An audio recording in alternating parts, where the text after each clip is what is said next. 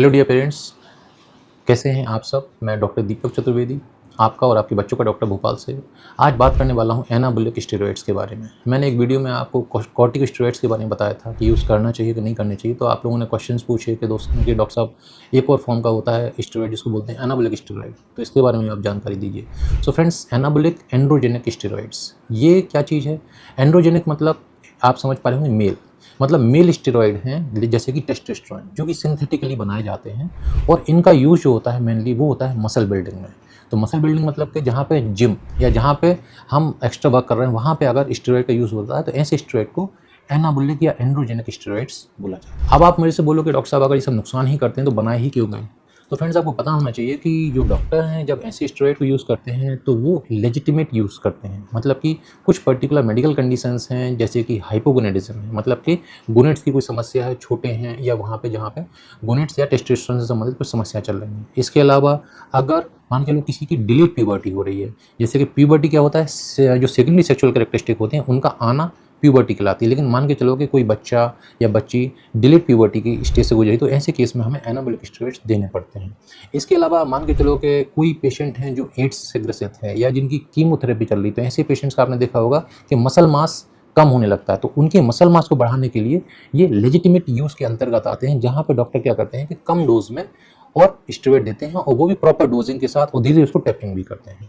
So friends, अब आप बोलोगे कि ठीक है, अगर आप लेजिटिमेट यूज़ की बात कर रहे हैं तो मिस यूज़ में ऐसा क्या होने लग जाता है। तो दोस्तों, आपको पता ही नहीं है कि मिस यूज़ जब हो रहा है स्टेरॉइड का तो ऐसे केस में 10 से 100 गुना उसका डोज को करके और यूज़ करते हैं। जब ऐसा यूज़ करेंगे तो डेफिनेटली समस्याएं डेवलप होने लग जाती हैं। इनका जो 10 से 100 गुना यूज़ है ये कहाँ कहाँ होता है, तो अधिकतर तो ये देखा गया है जो एथलेटिक परफॉर्मेंस है या मान के चलो जहाँ पे आपको मसल पावर बूस्टअप करना है या अपीयरेंस को इम्प्रूव करना है, तो ऐसे केस में ये होते हैं। एथलेटिक जहाँ पे भी कहीं परफॉर्मेंस है तो उस केस में डोप टेस्ट आपने सुना होगा कि फला एथलीट का या फला खिलाड़ी का डोप टेस्ट हुआ और उसमें वो फेल पाया गया, तो ऐसे स्टेरॉइड के यूज़ के कारण ही वो फेल कर दिए जाते हैं क्योंकि वो यूज़ नहीं कर सकते हैं ये सब। अच्छा, अब आप मेरे से बोलोगे कि किस प्रकार के आते हैं या किस फॉर्म में आते हैं, तो ये दोस्तों टैबलेट फॉर्म में भी आते हैं, ये सिरप फॉर्म में भी आते हैं, ये एप्लीकेशन के फॉर्म मतलब क्रीम के फॉर्म में भी आते हैं, इंजेक्टेबल के फॉर्म में भी आते हैं, इनहेलर के फॉर्म में भी आते हैं और नेजल स्प्रे के फॉर्म में भी आते हैं। सो फ्रेंड्स, अब आप पूछोगे कि साइड इफेक्ट क्या हैं, तो साइड इफेक्ट डेफिनेटली बहुत इंपॉर्टेंट हैं, आपको पता होने चाहिए। तो सबसे इंपॉर्टेंट तो हो गया फ्लूइड रिटेंशन, मतलब धीरे धीरे क्या होती है, ऐसे लोगों की बॉडी है, ऐसे बच्चे जो कि लॉन्ग टर्म पे एनाबोलिक स्टेरॉइड लिए हैं उनकी बॉडी फूलने लग जाती है। और अगर मेल्स में ये आप ये स्टेरॉइड यूज़ कर रहे हैं तो ऐसे लोगों में देखा गया है कि धीरे धीरे जो टेस्टिस होती है उसकी साइज़ कम होने लग जाती है, इनफर्टिलिटी कम होने लग जाती है, स्पर्म काउंट भी कम हो जाते हैं। वुमेंस में ये देखा गया है कि उनको मेल पैटर्न बाल्डनेस आ जाती है, उनकी जो आवाज़ है वो डीप हो जाती है, जैसे मेल्स की आवाज़ होती है वैसी आवाज़ हो जाती है, उनमें मेंस्ट्रुअल प्रॉब्लम आने लग जाती है। बैड एक्ने भी देखे गए हैं कि मतलब एक्ने हैं जो ठीक ही नहीं हो रहे हैं। इसके अलावा कुछ साइकोलॉजिकल इफेक्ट होते हैं, एडिक्टिव इफेक्ट होते हैं। तो यहाँ पे क्या होता है, एग्रेशन आता है कि अगर स्टेरॉइड नहीं मिला तो एग्रेशन बिहेवियर आ रहा है, स्लीप डिस्टर्बेंसेस आ रहे हैं, मूड स्विंग्स हो रहे हैं और बाइपोलर डिसऑर्डर्स भी ऐसे कहना चाहिए कि लोगों में देखे गए हैं जो लॉन्ग टर्म स्टेरॉइड्स या एनाबोलिक स्टेरॉइड्स जिन्होंने लिया है।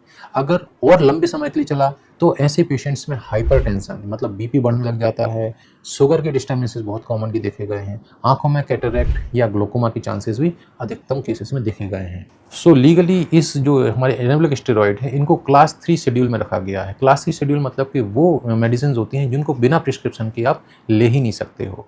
सो फ्रेंड्स, अब आप पूछोगे कि गलती से अगर हम लोग इसको यूज़ कर रहे हैं और लंबे समय के लिए यूज़ कर रहे हैं तो क्या मैं अचानक से बंद कर दूं, तो फ्रेंड्स मेरा आंसर होगा नो। कभी भी आपको अगर लंबे समय से स्टेरॉइड चल रहा है तो अब्रप्टली बंद नहीं करना है। इसकी एक ट्रिक होती है, टेपरिंग डोज में आपको स्टेरॉइड को बंद करना होता है जिससे कि जो बहुत लंबे समय से हमारी बॉडी को स्टेरॉइड का एक्सपोजर हो रहा था उसके साइड इफेक्ट नहीं आते हैं और धीरे धीरे धीरे धीरे धीरे करके टेपरिंग डोज में अगर स्टेरॉइड बंद करेंगे तो हमें कोई भी साइड इफेक्ट प्रोफाइल नहीं होगा।